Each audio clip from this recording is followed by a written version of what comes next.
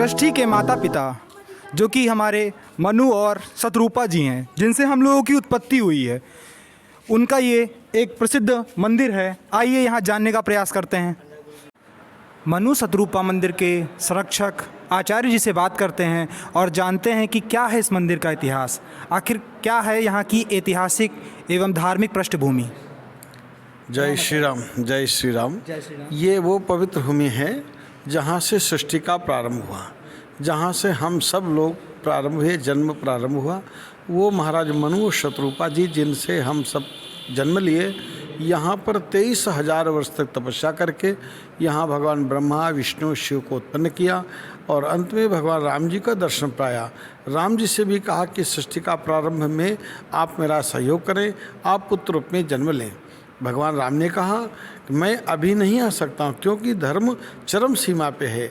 अधर्म की जब उत्पत्ति होगी, जब आपस में लोग विरोधाभास करेंगे, दुख की प्रवृत्ति बनेगी, तब हम उनके संरक्षण के लिए जन्म धारण करेंगे।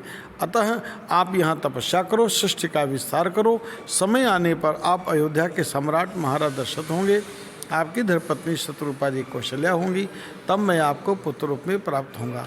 तो ऐसा भगवान ने इसी पावन पवित्र भूमि पर उनको वरदान दिया था।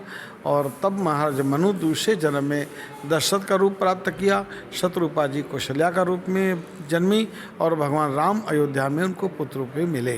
तो वो वरदान इसी नैमिषारण्य में उनको प्राप्त हुआ था और हम सबका जन्म यहाँ से प्रारंभ हुआ है। ये जो नैमिषारण्य है, ये नाभि गया है, नाभि प्रांत है, नाभि क्षेत्र है। और 3 क्षेत्र कहे जाते हैं, चरण, नाभि और कपाल। कपाल कहते हैं बद्रीनारायण स्थल को, चरण कहते हैं गया जी बिहार को, मध्य का भाग ये नैमिषारण्य होने के कारण नाभि क्षेत्री कहे जाते हैं। हम सब गर्भ से जन्म लेते हैं, इसलिए नाभि क्षेत्री कहे जाते हैं। तो ये हम सबकी जन्मभूमि है, माता पिता का स्थान है। सृष्टि के प्रथम स्त्री पुरुष स्वयंभू मनु और शतरूपा जी हुए, इनके द्वारा ही हम सबकी उत्पत्ति हुई। तो ये उत्पत्ति करने की प्लेस स्थान भूमि है ये। जय श्री राम। ये उत्पत्ति का स्थान है, तो यहाँ पे बहुत बाहर से, देश विदेश से बहुत सारे लोग आते हैं। तो मतलब बताना चाहेंगे कुछ, कितने सारे लोग आते हैं यहाँ पे दर्शन के लिए? यहाँ तो बहुत सभी जगह से, राजस्थान है, महाराष्ट्र है, हैदराबाद है, बेंगलोर है, पंजाब है, सभी प्रांत के लोग आते हैं। क्योंकि वो सब बच्चे हैं ना, तो बच्चे तो अपने बाप से मिलने आएंगे ही, आना ही पड़ता है। क्योंकि जन्म यहाँ से प्रारंभ हुआ, जीवन संसार में देखने सुनते आनंद लेते हुए सब प्राप्त कर रहे हैं। और यहाँ बाप माता पिता रूप में रहे, गुरु के रूप में वेदव्यास जी रहे और ऋषि मुनियों का सानिध्य रहा। इन सब को प्राप्त करने के लिए सभी लोग यहाँ आते हैं और आनंद की अनुभूति करते हैं। एक ऐसी मान्यता है कि अगर चारों धाम की आप यात्रा करके आ रहे हैं और अगर आप नैमिषारण्य धाम में नहीं आएँ तो कहीं ना कहीं आप उसका पूर्ण रूप से नहीं प्राप्त कर पाते हैं। तो ऐसा क्या है मतलब? उसका कारण तो सिर्फ एक ही है, जो रामचरितमानस में भी कहा गया है, पुराणों में भी, कि जिन माता पिता की सेवा की तीर्थ व्रत कियो न कियो। जो माता पिता का स्मरण कर लेते हैं उन्हें कुछ भी करने की जरूरत नहीं पड़ती है। तो ये हम सबकी जन्मभूमि होने के कारण एक महान तीर्थ भी है। और राम जी ने भी यही कहा, प्रातः काल उठ के रघुनाथा, माता पिता गुरु नावै माता। माता पिता और गुरु ही सबसे सर्वोच्च होते हैं। तो माता पिता महाराज मनु और शतरूपा जी हैं, गुरु के रूप में वेदव्यास जी हैं। तो इसलिए इसका महत्व यहाँ अधिक है। और जाना ना तो सभी जगह है, देखना जानना चाहिए। देखने जाने के लिए, खाने पीने के लिए सारी व्यवस्थाएं ही हैं, लेकिन उन सब में महत्ता अपने घर की है।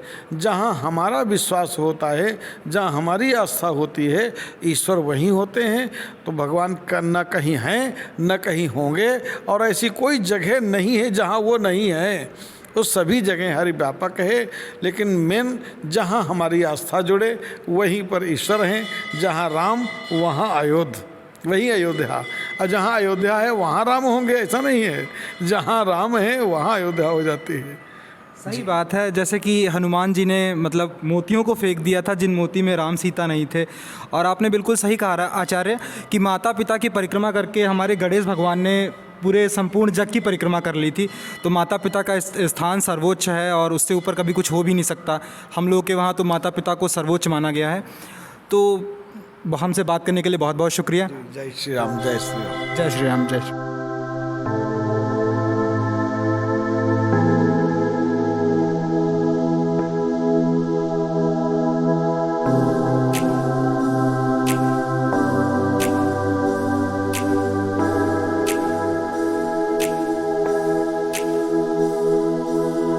ओम